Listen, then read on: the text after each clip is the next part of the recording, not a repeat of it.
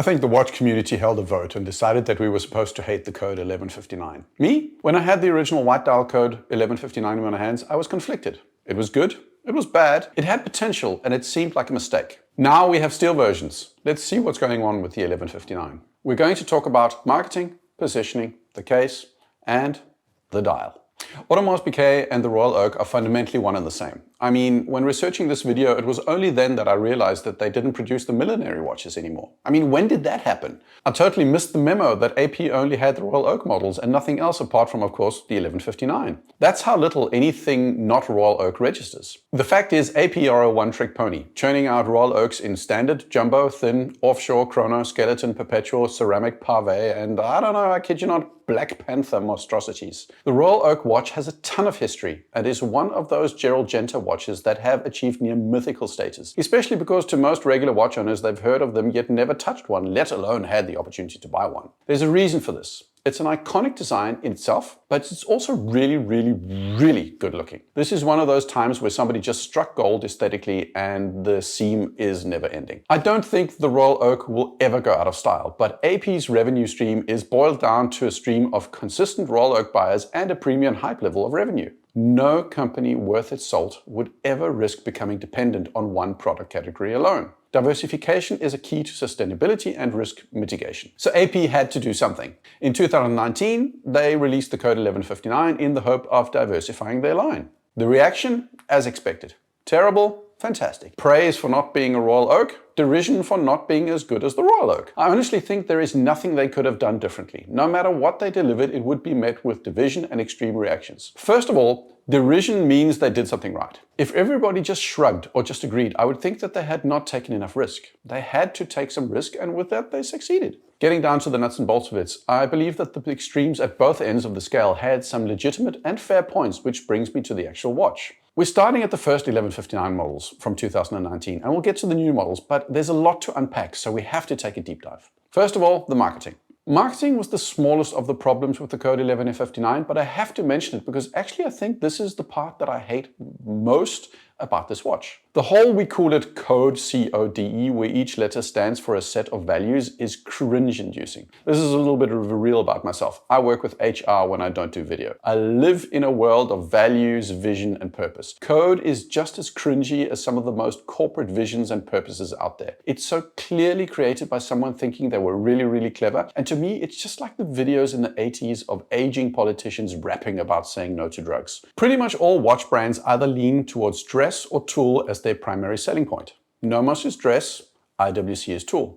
JLC is dress, Panerai is first and foremost tool. Having said that, all brands inherently diversify to some extent along this continuum of dress to tool. Panerai went dressy with the Duet. Nomos went tool with the Club Sport. IWC goes dressy with the Perpetual Calendars and Portofinos. JLC goes tool with the Polaris. Some brands succeed at straddling this divide successfully, while others fail. The dressiest Omegas in the DeVille line are forgettable, and Panerai have to some extent had a hard time convincing people that the Duet is a line worth considering. In the high end, Patek has the Nautilus and Aquanaut as their tool, but then they have the slew of ultimately conservative and slightly old-school dress watches that counterbalance the sports watch aesthetic of their most popular models. Vacheron has the Overseas line, and then they have the Patrimony Traditionnelle and 56 models that ultimately are variations on classic elegant dress watches. Rolex briefly introduced the Cellini line, which was the dressy alternative to the Datejusts. Lange went the opposite direction, incidentally having all the dressy watches and then introducing the Odysseus as their tool or sports watch, and so it goes on.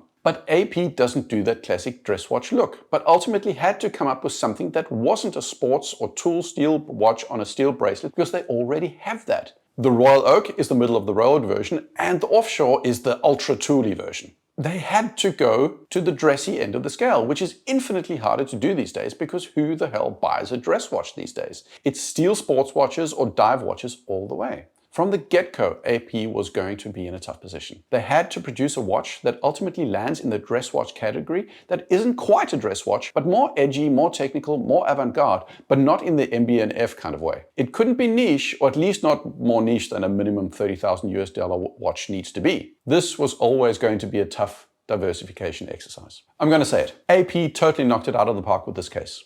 I had the privilege of wearing one of the very first models of the 1159, and that case is unique, exceptional, and amazing. The cutout lugs, the octagonal inner case, the almost skeletonized sandwiching of upper, middle, and lower is like nothing else. You know, the BRX5 from Bell & Ross has something that sort of maybe-ish kind of reminds me of it, but only barely. This case looks amazing and like nothing else without being some overpowering eyesore that grows old after 2 glances. The case is 41mm, and depending on the model, it's between 10 and 13mm thick. It's thicker than most dress watches, but by no means a chunky boy. The Submariners of this world come out at around 13mm and do have the advantage of a sloping case and bezel that allow it to slide more effortlessly under a cuff, but the curvature of the 1159 glass largely allows you to do the same. What I'm saying is it's fine, and it's not as thick as a Black Bay Pro. The lugs are also strongly curved, and especially with leather, fabric, and other flexible strap types make for an excellent wearing experience, even with a 50mm lug to lug, which is, for reference, about 3mm longer than a 42mm Speedmaster,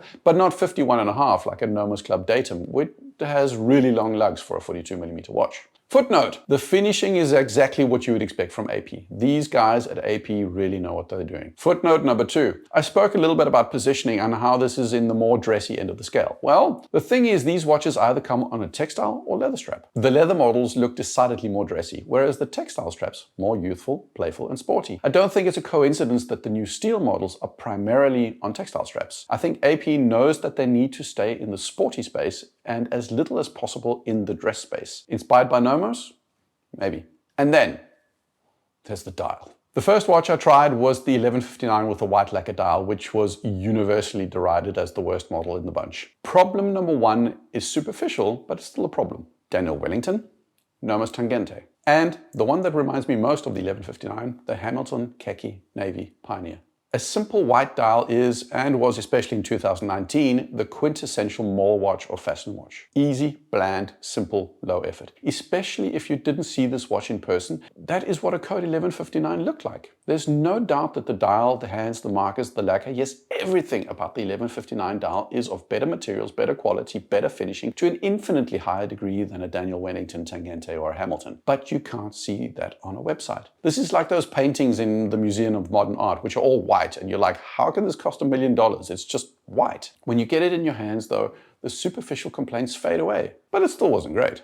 That's because there were also legitimate problems with the initial design. Who the hell puts a date window at 4:30 on an otherwise uncomplicated watch? 4:30 is when you have nowhere else to put it. They just didn't. This was an active choice. A baffling one, I might add. The stepped chapter ring seems glued on, steps precipitously down onto the center dial. Why? The font choice on the chapter ring seems out of place, with the numbers in particular seeming out of place in the context of the rest of this watch. The fonts at 12, 3, 6, and 9? Chunky and inelegant. I mean, have you heard of Helvetica if you've run out of your own ideas? Black minute markers? They succeeded in making an overall dial empty and cluttered at the same time. That's, kind of impressive. Especially for a company that's known for making good dials. Contrasted with the Hamilton. The blued hands, the sloped chapter ring, the railroad circle, the legible and less dominating fonts, and the date at 3 o'clock. Look at it dead on, it's far prettier than the 1159. It's eminently better executed. I largely had the same complaint about the chronograph, although because of a speed timer chapter ring, removal of the hideous 12, 3, 6, and 9 fonts, and a black dial that subdued the step notably, is just not nearly as bad. Not great, but better. Finally, there was the perpetual calendar that, although I have never actually seen that one in person, had a starry night dial that was, well, out of this world.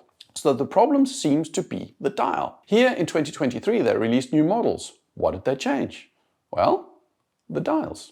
The new Code 1159. They launched them in steel, but the main fix is clearly the dials. So what have they done? Well, they removed the hideous number fonts on the base date model, moved the date display to 3 o'clock. They removed the black minute markers on the inner dial and migrated them to the outer stepped up chapter ring. They've done one more thing, but those 3 things in and of themselves are huge improvements. They have fixed the huge flaws and design mistakes and come up with something far more elegant, but I think they realized that it wouldn't be enough. These watches would still come across as bland mall watches if they didn't do more, and learning from the perpetual calendar and also the Royal Oak dial Clou de Paris style, they created this stamped circular dial which looks amazing. There's an intricacy to them that sets them apart. I know some people will wax lyrical about the fact that it's not handmade dial, but rather a handmade shape that is then stamped, but I'm going to give them a pass. It looks amazing. Finishing quality has never been a recurring issue with AP. One thing I will say though is be careful of judging the dial online. The stamping and concentric circles are hard to photograph, and without getting into photography terms about pixelation, wire and whatnot, just know that it's hard to capture this kind of pattern in a photo. You have to see it in person to know how good it actually is. I'm not sure that it's perfect though. The fume-esque look on the beige model is not my cup of tea, and I think it's a bit much. It doesn't come across as pronounced on the blue and green models, which are more plainly gradated. Overall though, I think the idea of putting more detail into the dial fills out the dial and doesn't leave it as empty as the previous base models, without making it busy. The choice of fabric straps is also genius, by the way. Overall, these models are a vast improvement over the first releases 3 years ago. They aren't perfect though. Like I said, I'm not convinced about the gradated fume look that goes with the stamping. I'm also not convinced about the uneven size subdials on the chronos, and also different color swaps on the subdials. It works on a Chronomaster, but I'm not convinced here. The main problem though is a question of perspective. What do I mean about perspective? Look at this watch here. Now look at this watch. What you're seeing are the press rotors of the 1159 head-on and from an angle. I said that the case is gorgeous, but because of the design, when you see this watch head-on, you do not see the whole watch. You see the face of a Moore watch. You are also entirely dependent on the dial. Look at the Datejust head-on. See that shiny thing around the dial? It creates contrast. It provides detail. It gives everything dimensionality. Then there's the JLC. Beautiful, but entirely dependent on what goes on the dial. A 300M or a 50 fathoms has the bezel to provide depth or dimensionality. The Royal Oak, it's not just the octagonal shape, it's the raised octagonal bezel. Because of the way AP chose to design the case does nothing for the dial. I realized that was why they had to add that step to the dial. It was an attempt to create dimensionality and depth because the case does not provide anything at all. Head on, everything stands or falls based on the quality of the dial. It's all or nothing, so that dial needs to be banging. You know what the fact is about the 1159? In real life, you rarely see this watch completely head-on. It had its problems with the dial, no doubt about that. But a wrist roll on an 1159, a sideways glance at this watch, and you get the dial in context of everything else. And in that context, this is a very nice watch. More importantly, it's a wearer's watch because when you look at it, it looks really good. You see it from the side, you see it from an angle, and there it's infinitely more interesting. And then you look head-on,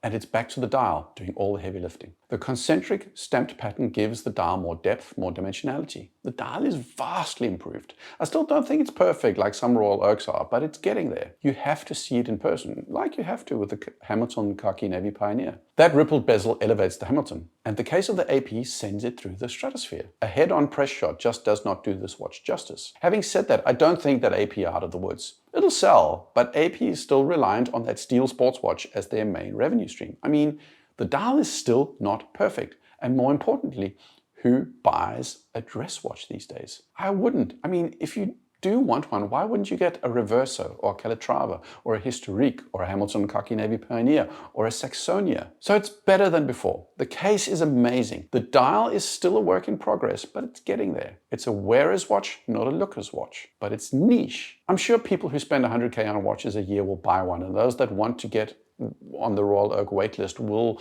buy one too, but it's still not completely compelling on its own. AP still has work to do, but they might get there.